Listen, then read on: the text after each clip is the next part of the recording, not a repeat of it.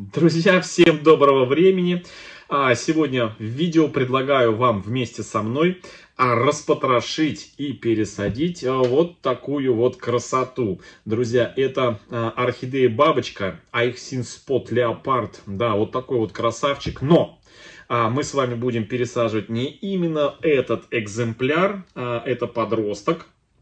Причем такой крупненький подросток, а пересадим с вами его уменьшенную копию. Вот такую вот орхидеечку.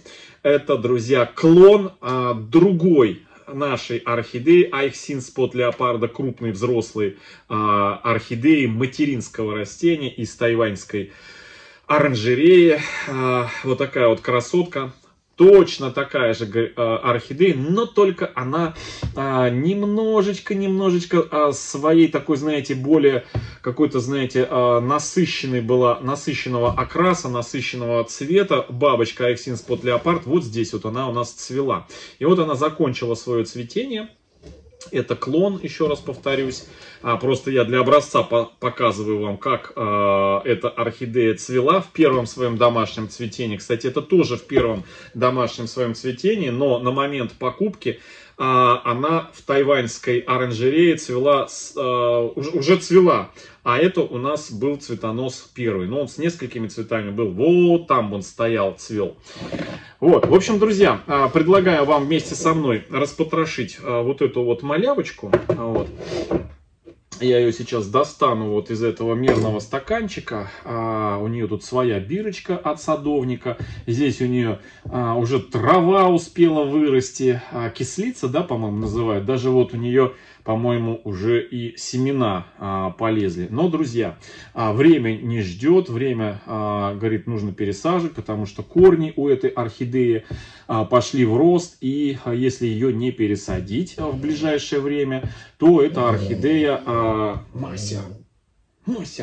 Вот, то эта орхидея, она нарастит вот такие вот корни в разные стороны в поисках нового пространства. Ну, уже о воздушных корнях я рассказывал, почему они растут, корни воздушные. Ну и, собственно говоря, что с этим делать. Есть у нас целый плейлист, посвященный воздушным корням. Ну что, друзья, давайте ее достанем отсюда, распотрошим из этого мха. Чуточку этого мха оставим для пересадочки. Сегодня я буду уже знакомые компоненты пересаживать эту орхидею, но немножко с изюминкой, со своей изюминкой. Ну, каждая посадка у нас со своей изюминкой. Но цель одна, чтобы облегчить уход за этими орхидеями. Уход, который состоит в главном, это в поливе. Вот. Ну и в меньшем скакании с бубнами вокруг этой орхидеи. Мася, она проверяет, все ли я сказал или нет. Ну что, начнем, пожалуй. Начнем, вот ее достанем, наверное, вот отсюда. Я не буду сохранять вот эту кислицу, потому что кислица все-таки тоже, друзья, забирает какие-то определенные питательные вещества из грунта, из которого растет эта орхидея. Вот, посмотрите. Верный признак, что орхидею нужно пересаживать. Точнее, не что нужно пересаживать, а можно пересаживать. Это начавшие свой рост молоденькие корешки. Плюс вот здесь вот в основании, видите, новый листочек начал расти. Орхидея закончила свое цветение. Убираем ее цветонос, хотя сам по себе цветонос, видите, пытается продолжить свое цветение. Но мы его, друзья, обрежем. И обрежем, я хочу обрезать этот цветонос без возможности его дальнейшего цветения, чтобы орхидея как можно дольше потратила время на наращивание корней и привыкание в тот горшок, в который я ее посажу. Поэтому я обрезаю орхидею, ну вот за сантиметр-полтора от основания. Этот цветонос я срезаю. Все. Цветоноса больше нету. Бирочка приклеилась у нас здесь. Вот так вот. И теперь я потихонечку счищаю мох. Мох уже потихоньку начинает просыхать после последнего полива, но до следующего полива этой орхидеи еще как минимум, ну я бы так сказал, дней 5, это точно, до полива. Он еще такой, знаете, мох влажный. Вот так потихонечку я с открытого места выбрал, где открытое место, и начинаю потихоньку отсюда доставать мох по чуть-чуть. Конечно, когда мох сухой, лучше этого не делать. Мох обязательно нужно увлажнять. Вот так вот я. Там, где мох прилипает, точнее приросший к корням, его не надо отрывать. Пускай так и остается. Я вообще не сторонник.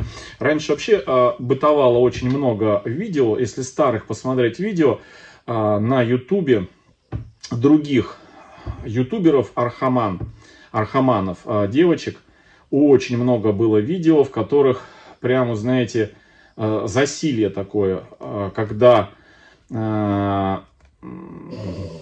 Да, правильно. Да, Мася, ну что ж такое, ляжь по-нормальному. Сейчас, ребят. Бывает она такая. Чего ты недовольная? Мась, вот что ты недовольна? Нахохлила себе на гребне, волосы дыбом поставила. Она что-то недовольная у меня. Вот. И вот было... ну ты недовольна, что девочки много снимали видео, прям вот знаете, вымывали, вычищали вот эти корни аж до блеска. Прям вообще, это так было жалко смотреть на корневую систему, а потом искренне удивлялись.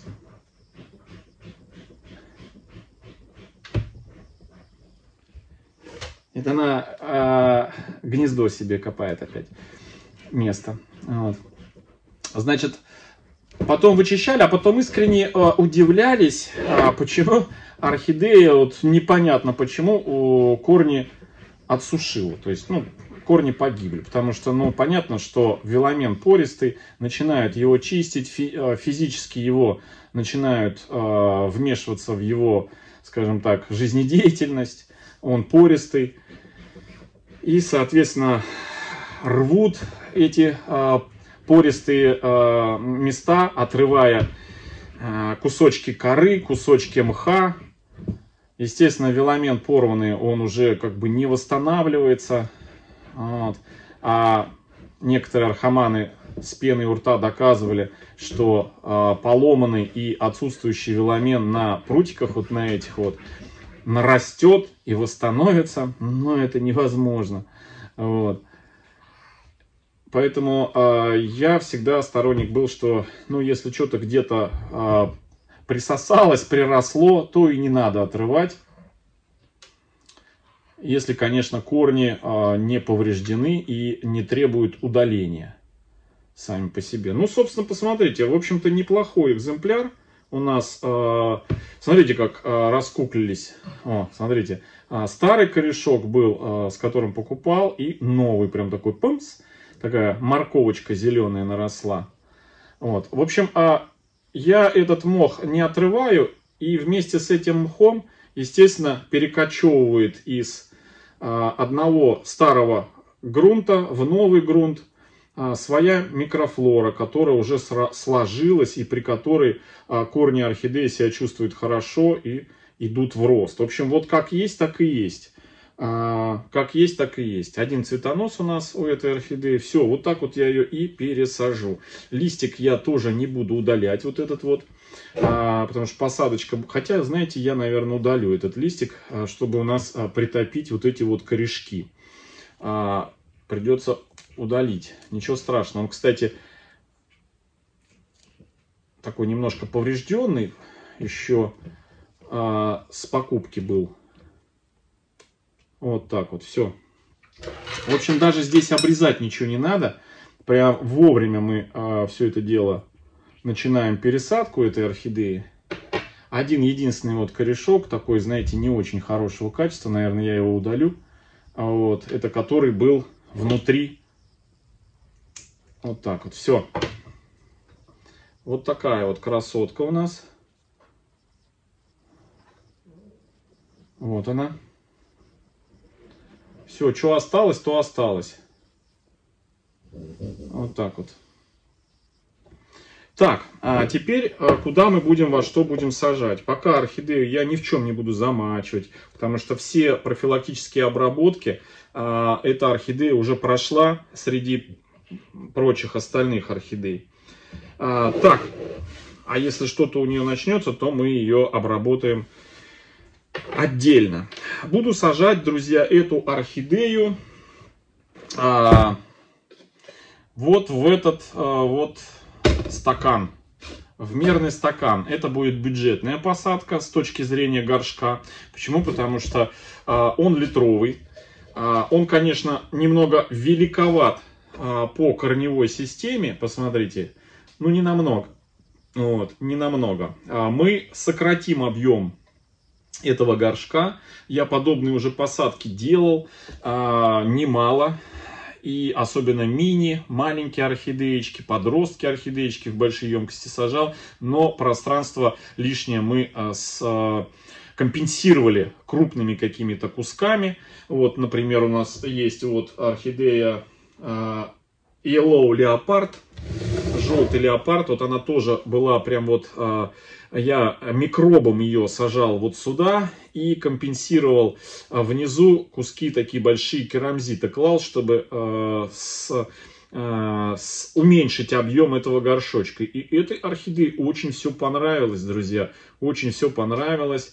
И вот так вот она сейчас цветет. Это первое домашнее цветение микроба. Посмотрите, вот это старый цветок, я уже его показывал. А это вот новый только вот раскрылся буквально. Посмотрите, какая прелесть.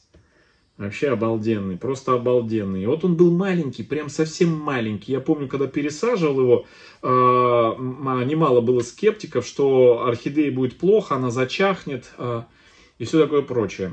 Ну вот вы сами видите, как она зачахла, эта орхидея. Прекрасно себя чувствует, растет. И еще, наверное, ну, годик здесь точно посидит. Вот. Так, ну что, значит, почему бюджетные? У нас в Ашане спрашивали, где я покупаю эти мерные стаканы. Вот на пол-литра, вот на литр мерные стаканы у нас продаются в Ашане. Значит, цена прошлогодних до подорожания 55 рублей. А сейчас подорожание прошло, причем на одной полке лежат одни и те же стаканы, значит, по 55 рублей и по 65 рублей, друзья, да. Те, которые пришли до подорожания, по 55 продаются, а те, которые партия пришла после подорожания, по 65. То есть вот этот горшок стоит 65 рублей, друзья, на литр. Я хотел бы, конечно, в стандартный на 800 миллилитров посадить, но в продаже я не нашел. А то, что продаются, ну, не очень мне устраивает. Поэтому я сажаю вот в мерный стакан за 65 рублей, друзья. Можно было бы, конечно, в такой же объем литровый, вот 1,2 литра Арте посадить, но, значит, я подумал, что ленивее всего и проще всего по уходу для меня вот в этом стакане. И, кстати, бюджетнее, потому что вот этот горшок у нас стоит уже 100 на 1,2 литра, ну, в общем, 150-160 рублей, друзья. Это вот как два вот таких вот купить. Вот. Спрашивают еще, как я буду доставать из вот этого вот твердого прозрачного стекла орхидею при пересадке, друзья, точно так же, как и из горшка Арте. Между прочим, горшок Арте, он пластиковый, и тоже он практически не, вот его не сожмешь, как, знаете, обычный стандартный горшочек. Его тоже не сожмешь, но тем не менее мы как-то пересаживаем, достаем отсюда. Вот точно так же время придет и будем доставать из этих горшочков. Наглядно все покажу. Максимум, что нам понадобится, это линеечка, тонкая линеечка. Так, как я буду скрадывать объем, излишний объем этого горшка, друзья? Скрадывать я его буду за счет крупных кусков крупного керамзита. Вот я уже показывал недавно, покупаю керамзит строительный, и там попадается вот такой вот крупный. Я его промыл в проточной воде и замочил в кипятке, прям в кипятке, друзья, замочил. Но вот он уже перестал шипеть, напитывать воду. Когда он в кипятке, друзья, и тот керамзит, который мы используем для посадки в дренаж или добавляем его в грунт, чтобы он быстрее напитался, его нужно кипятком залить, он расширяется, ну при нагревании, понятно, расширяется, поры у керамзита тоже расширяются, и он быстрее внутрь себя напитывает воду. Я не знаю, будет слышно, как он шипит?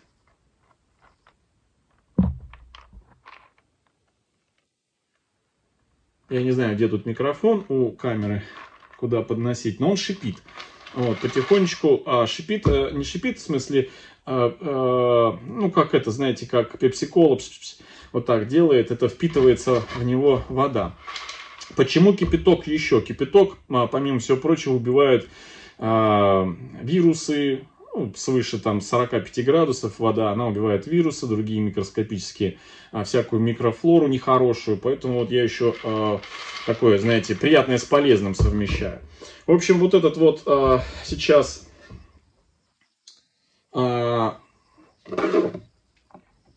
компонент мы добавим, друзья, вот сюда на дно в качестве дренажного слоя.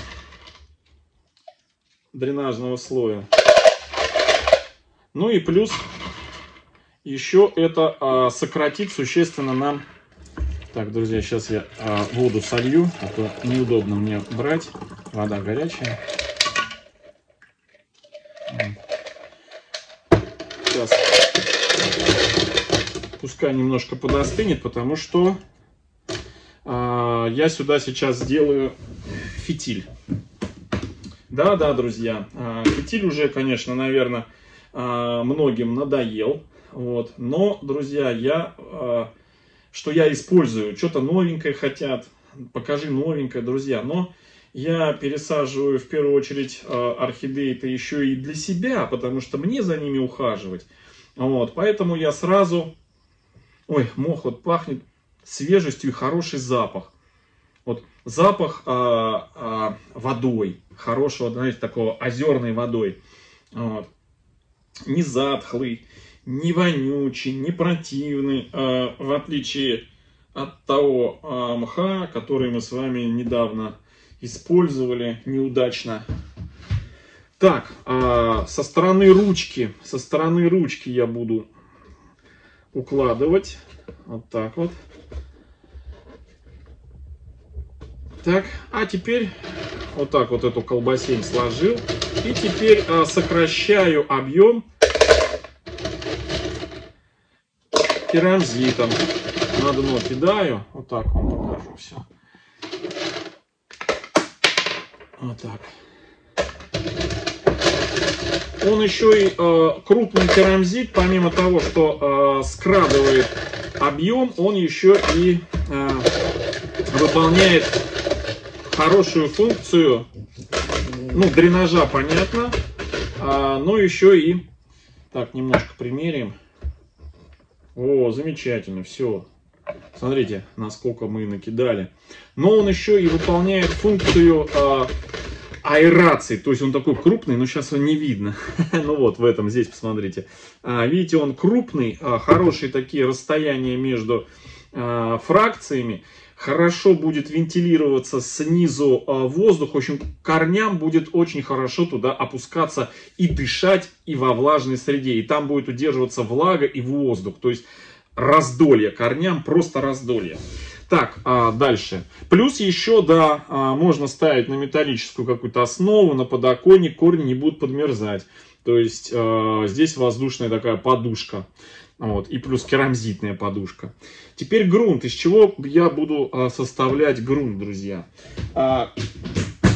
Грунт я составлю из двух компонентов. Это у меня есть, ну, знаете, сейчас это на вес золота. На вес золота, реально.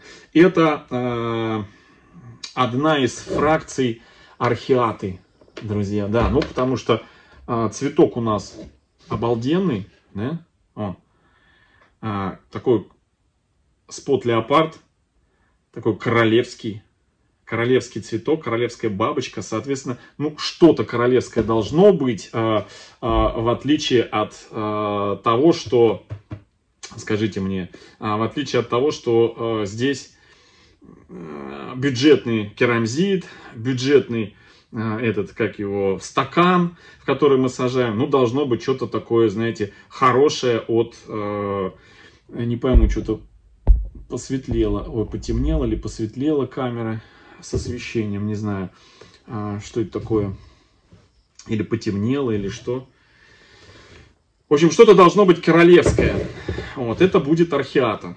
Так, ну что, почему она на вес золота, друзья, да потому что, как сказать, сейчас такой орхиаты в таком размере не продается. Вот. Она чуть крупнее совсем мелкой, но мельче средней. То есть вот такой вот размер ее. Прям она такая, прям вот очень хорошая. Я ее хочу размешать 1 к 1. 1 к 1 с чем?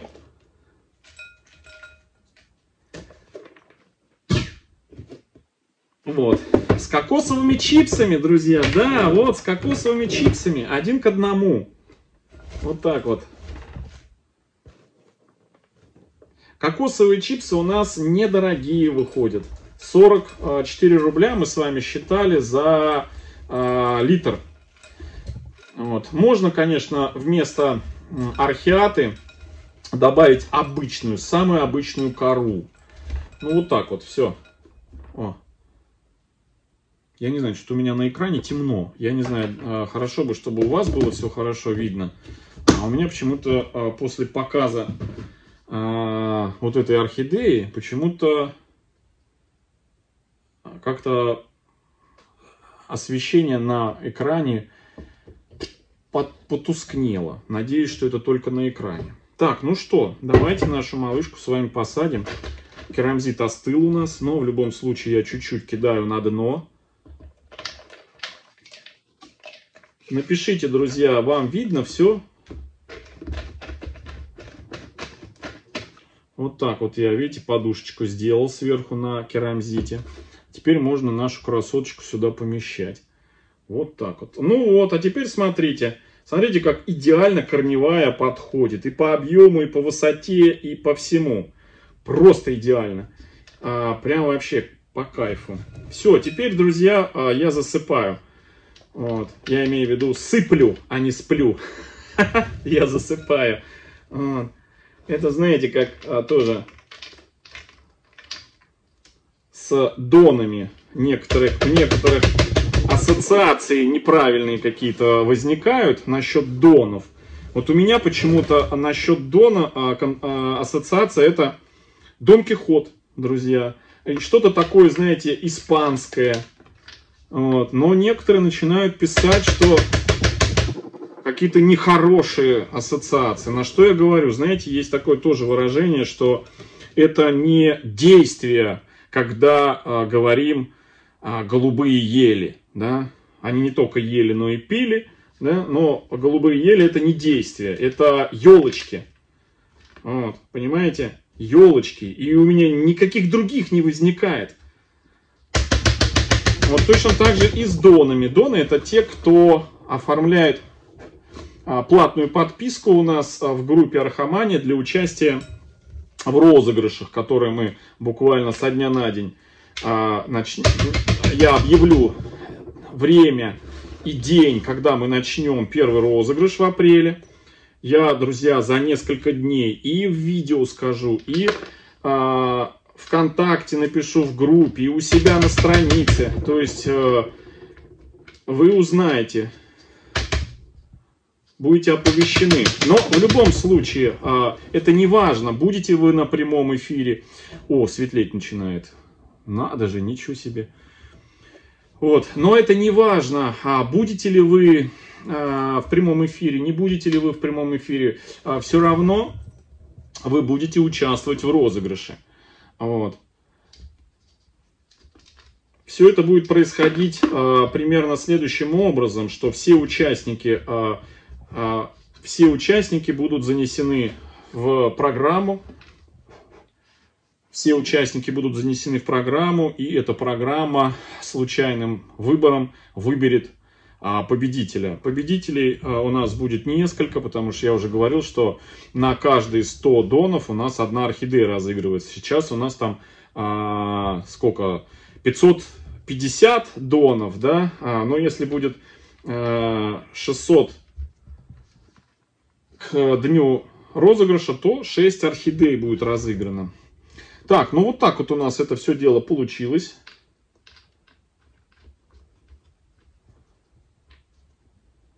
Я корешочки, те, которые у нас такие уже от основания немножко вылезли, я их заглубил в этот грунт. Вот. Сверху я, друзья, приложу на парочку кусочков керамзита на мох, ну, чтобы он не цвел под освещением, вот так вот. Вот. И чтобы, знаете, эстетическая такая картинка была, как будто такой грунт, все так естественно. Ну и в мох сюда табличку этой, название этой орхидеечки я вставлю. Вот так вот. Она такая полупластиковая, не растворяется. Вот. За ручкой это все особо видно не будет. В общем, друзья, вот такая вот получилась у нас посадочка. Наш Aixin Spot Leopard получил вот такой вот, друзья. Так, я освещение сейчас выключу. Оп, вот так. Получил новенький вот такой вот домик. Посмотрите, какая красота. Вот. Спрашивают, когда полив будет. Друзья, ну полив, с учетом того, что у нас мох влажный, кокосовые чипсы влажные, ну, я думаю, что через дня, наверное, 3, не раньше. Дня через 3 мы эти корешочки с вами польем. Если вам будет интересно, как мы будем это делать, я, друзья, вам покажу. Все, мы эту орхидею посадили, чуть-чуть ее пониже опустили, потому что у нее начали расти листики. Вполне очевидно, что нижний листик когда-то у нас отомрет. И чтобы у нас была перспектива у этой орхидеи наращивать листву, и чтобы она у нас раньше времени не вывалилась. Чтобы как минимум эта орхидея минимум 2 года здесь просидела. Ну, идеально, конечно, 4. Ну, посмотрим. В общем, друзья, вот такая вот посадочка вот нашего Aixin Spot Leopard. Вот такой вот он, красавчик. Все, друзья, всем хорошего настроения, всем добра, здоровья и до встречи в следующем видео. Всем пока-пока.